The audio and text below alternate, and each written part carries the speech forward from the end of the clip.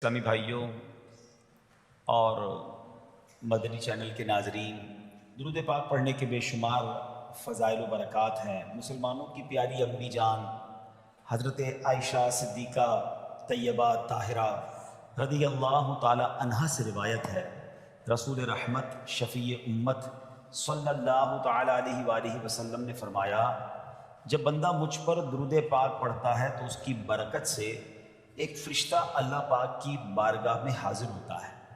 اس فرشتے کے لیے حکم ہوتا ہے کہ اسے میرے بندے کی قبر کے پاس لے جاؤ تاکہ یہ میرے بندے کے لیے مغفرت کی دعا کرتا رہے اور میرے بندے کی آنکھیں ٹھنڈی ہوتی رہیں۔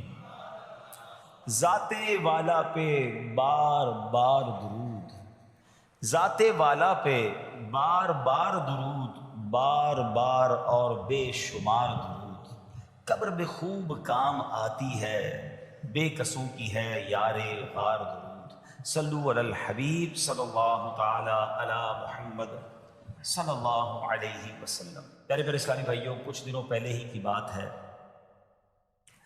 ایک شور اٹھا کہ ماہ رمضان کا چاند نظر آ گیا، اور جیسے ہی رمضان آیا مسجدوں کی رونقیں بڑھ گئیں، نمازیوں کی تعداد بڑھ گئی۔ ایک عجب سما تھا سحری کا، ایک روحانی منظر تھا افطار کا۔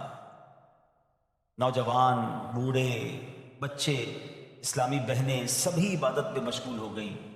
دیکھتے ہی دیکھتے عشرہ رحمت گیا، عشرہ مغفرت آیا، وہ بھی جدا ہوا۔ ہمیں لگا کہ ہم عشرہ رحمت اور عشرہ مغفرت میں ویسی عبادت نہیں کر سکے، اب آخری عشرے میں خوب عبادت کر لیں گے، طاق راتیں بھی ہیں، مگر غفلت میں وہ آخری عشرہ بھی گزار دیا۔ رمضان ہمیں تڑپا کر، بہاریں لٹا کر، برکتیں عطا کر کے ہم سے اب جدا ہو چکا ہے۔ اب رمضان یقیناً اگلے سال بھی آئے گا، مگر یہ نہیں پتہ کہ ہم اس رمضان میں ہوں گے یا نہیں ہوں گے۔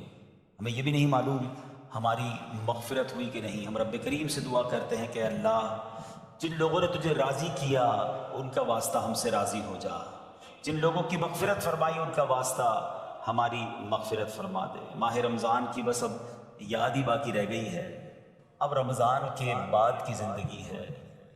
اب زندگی ہمیں ایسے گزارنی ہے کہ جو ہم نے رمضان میں روحانیت حاصل کی، جو برکتیں حاصل کی، جو ہمیں تقوی کی سوغات رمضان سے ملی ہے، کہیں وہ ضائع نہ ہو جائے۔ ہمارا دشمن آزاد ہو چکا ہے، شیطان حملہ کرنے کے لیے بھرپور تیاری پر آمادہ ہے۔ کئی لوگوں کو تو اس نے پہلے 2 دنوں میں ہی مسجد سے دور کر دیا ہوگا۔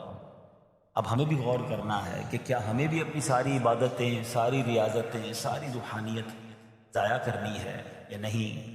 ہم نے انشاءاللہ اس کو کنٹینیو کرنا ہے جو ہم نے رمضان میں اعمال شروع کیے تھے، جو نیکیاں شروع کی تھیں۔ بڑی پیاری ایک حدیث پاک ہے کہ رمضان وہ مہینہ ہے، من قام رمضان ایمانا و احتسابا غفر له ما تقدم من ذنبه، یعنی جو ایمان کے ساتھ ثواب کمانے کے لیے رمضان المبارک کے روزے رکھے، اس کے پچھلے گناہ معاف کر دیے جاتے ہیں۔ اور اب شوال کا مہینہ آیا نا، حدیث پاک میں ہے کہ جس نے رمضان کے روزے رکھے پھر 6 دن شوال میں روزے رکھے تو گناہوں سے ایسا پاک ہو جاتا ہے جیسا کہ ماں کے پیٹ سے آج ہی پیدا ہوا ہو۔ تو وہ روحانیت، وہ برکت جاری رکھنی ہے۔ ابھی تو روزے بھی رکھنے ہیں نا انشاءاللہ، نفلی روزے رکھیں گے، 6 روزے رکھ لیں گے تو انشاءاللہ یہ برکت بھی حاصل ہو جائے گی۔ ہمیں کوشش یہ کرنی چاہیے کہ ہمیں ماہ رمضان کے بعد اب یہ 6 دن شوال کے، ضروری نہیں کہ ایک ساتھ رکھیں، شوال کے پورے مہینے میں رکھ لیں۔ ایک اور خوبصورت حدیث ہے کہ جس نے عید الفطر کے بعد 6 روزے شوال کے رکھے تو اس نے پورے سال کے روزے رکھے۔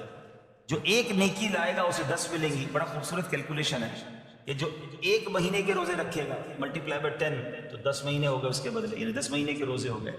اب 6 روزے رکھے تو 60 روزوں کا ثواب ملے گا، تو 2 مہینے وہ کور ہو گئے، یعنی پورے سال کے روزوں کا ثواب اگر کمانا ہے تو رمضان اور اس کے بعد 6 دن شوال کے روزے رکھنے ہیں، تو انشاءاللہ ہم پورے رکھیں گے انشاءاللہ۔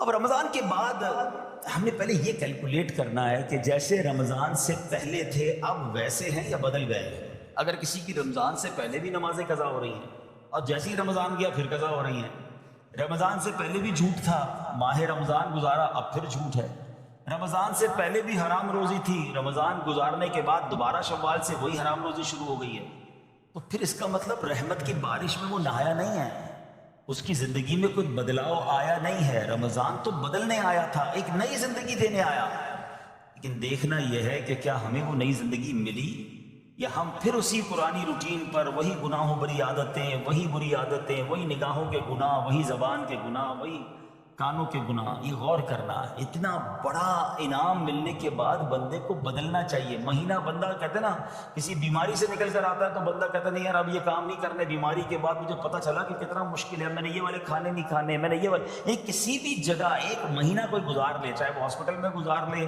چاہے کسی اچھی صحبت میں گزار لے، چاہے کہیں اچھے کہتے نا انسٹیٹیوٹ میں گزار لے، تو اس کی زندگی میں خوب بڑا امپیکٹ آ جاتا ہے، زندگی بدل جاتی ہے۔ تو ہمیں تو پورا مہینہ رحمت کے سمندر میں رکھا گیا تھا، رحمت کی بارش میں رکھا گیا تھا، صبح بھی رحمت، شام بھی رحمت، افطار بھی رحمت، سحری بھی رحمت، دعائیں قبول ہو رہی تھیں، راتوں کو ایک عجب رونق تھی، ماشاءاللہ ہزاروں لاکھوں عاشقان رسول نے، بلکہ آل اوور دا ورلڈ دیکھے تو شاید کروڑوں لوگوں نے اعتکاف کیا۔ اب اعتکاف کرنے کے بعد بھی نہ بدلا، مسجد میں آنے جانے کے بعد بھی نہ بدلا میں، اور پھر ویسے ہی ہو گیا، تو پھر قصور کس کا ہے؟ قصور تو پھر میرا ہوا نا۔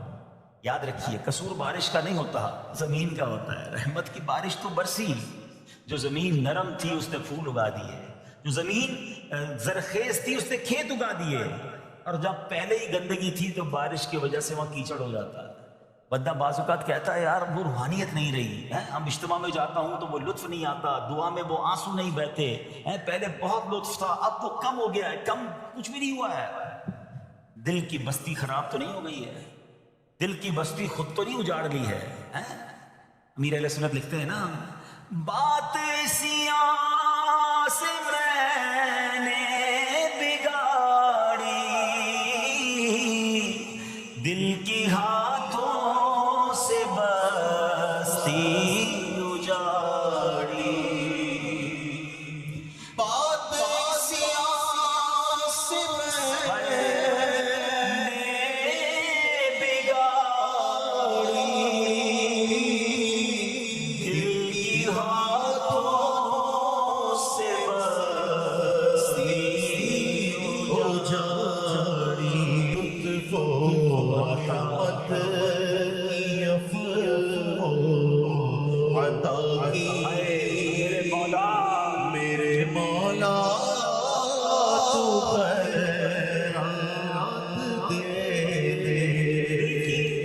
بستی اجڑنے دینی نہیں ہے، شیطان آیا ہے اجاڑنے کے لیے، پلان پورا ہے اس کا، اس سے سب چھین لینا ہے، اس کی نمازیں، اس کے روزے، اس کی آنسو، اس کی دعائیں، اس کے سجدے، اس کے صدقے، اس کی خیرات، اس کے چہرے پر جو داڑھی سج گئی، سر پر جو امامے آ گئے، بہنوں نے جو پردے کی نیت کر لی، وہ آیا ہے بستی اجاڑنے، وہ آیا ہے ہم سے سب کچھ چھیننے۔